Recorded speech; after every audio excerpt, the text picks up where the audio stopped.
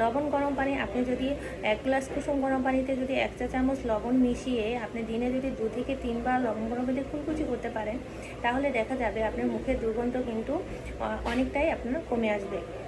আবার আরেকটা কাজ করতে পারবেন, সেটা হচ্ছে লেবু পানি।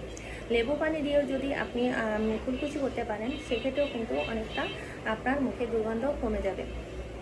আর ঘরোয়া টোটকা হিসেবে আরেকটা যে সবচেয়ে কার্যকরী বলবো, সেটা হচ্ছে লবঙ্গ।